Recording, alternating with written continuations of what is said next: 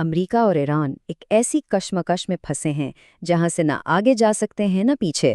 تو سوال یہ اٹھتا ہے کہ صدر ٹرمپ کی اصل حکمت عملی آخر تھی کیا؟ چلیے اسی معاملے کی گہرائی میں اترتے ہیں۔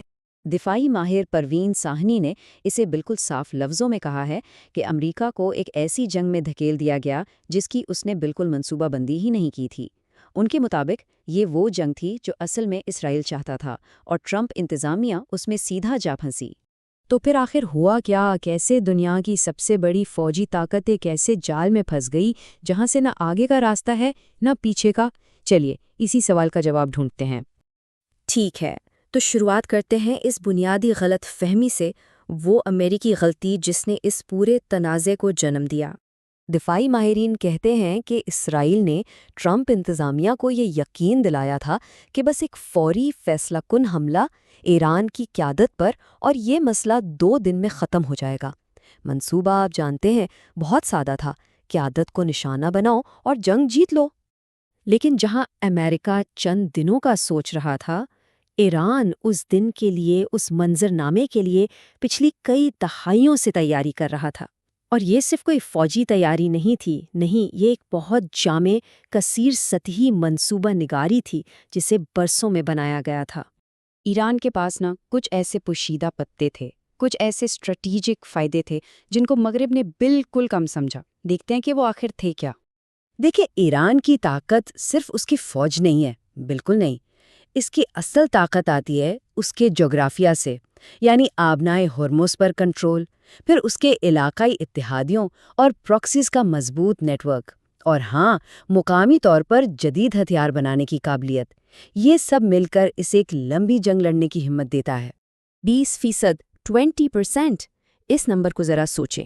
آبنائے ہرمز پر کنٹرول کا مطلب ہے دنیا کی 20% تیل کی سپلائی پر کنٹرول۔ یہ ایران کے ہاتھ میں ایک ایسا معاشی ہتھیار ہے جو پورے دنیا کی معیشت کو ہلا سکتا ہے۔ ٹھیک ہے، اب آتے ہیں ایک بہت ہی اہم نقطے کی طرف۔ یہ جو لڑائی ہے یہ صرف ہتھیاروں کی نہیں ہے، یہ اصل میں جنگ کے نظریات کی جنگ ہے، جنگ کے بدلتے ہوئے طریقوں کی۔ ایران ایک بالکل مختلف قسم کی جنگ لڑ رہا ہے۔ ذرا 2003 کی عراق جنگ کو یاد کریں اور اب کی صورتحال کو دیکھیں، زمین آسمان کا فرق ہے۔ تب دنیا یک قطبی تھی جہاں صرف امریکہ کا راج تھا۔ آج دنیا کثیر قطبی ہے جہاں امریکی طاقت کو سیدھا سیدھا چیلنج کیا جا رہا ہے۔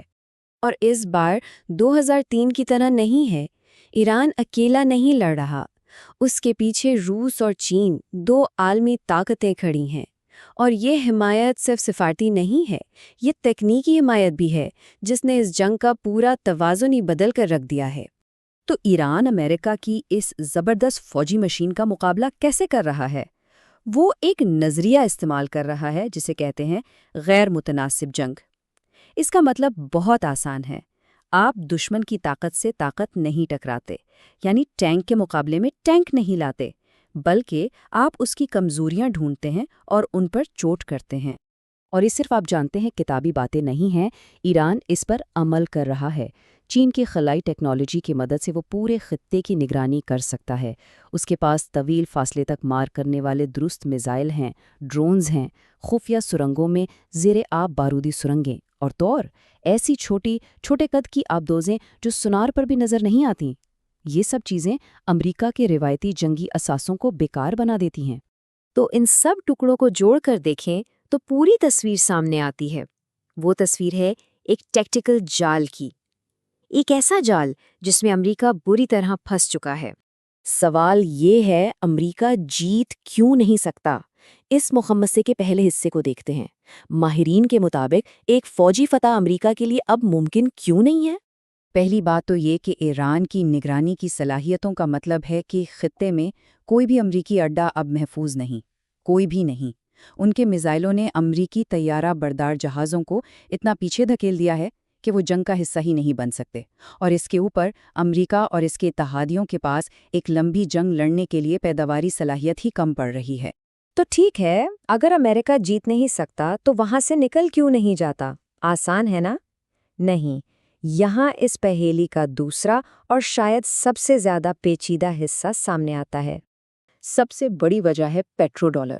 یہ وہ نظام ہے جس کے تحت پوری دنیا میں تیل کی تجارت امریکی ڈالر میں ہوتی ہے۔ سوچیں اگر امریکہ وہاں سے ہٹ جاتا ہے تو ایران خلیجی ممالک پر دباؤ ڈال سکتا ہے کہ وہ تیل ڈالر کے بجائے چینی یوان میں بیچیں۔ یہ قدم امریکی معیشت کی بنیادوں کو ہلا کر رکھ دے گا، اور اس کا مطلب یہ بھی ہوگا کہ امریکہ اپنے خلیجی اتحادیوں کو بالکل اکیلا چھوڑ رہا ہے۔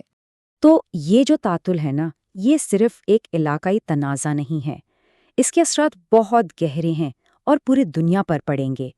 چلیں اب اسے تھوڑا زوم آؤٹ کر کے عالمی تصویر میں دیکھتے ہیں۔ ماہرین اسے ایک تاریخی موڑ کے طور پر دیکھ رہے ہیں۔ ان کا ماننا ہے کہ یہ جو تعطل ہے یہ اصل میں اس یک قطبی دور کے خاتمے کا اعلان ہے، وہ دور جب امریکہ دنیا کی واحد غیر متنازع سپر پاور تھا۔ اور یہی سب سے بڑی بات ہے، جیسا کہ ماہر نے کہا، اس جنگ کا نتیجہ صرف مشرق وسطی تک محدود نہیں رہے گا، نہیں، یہ طے کرے گا کہ آنے والی دہائیوں میں دنیا کی شکل کیسی ہوگی، عالمی طاقت کا توازن کیسا ہوگا۔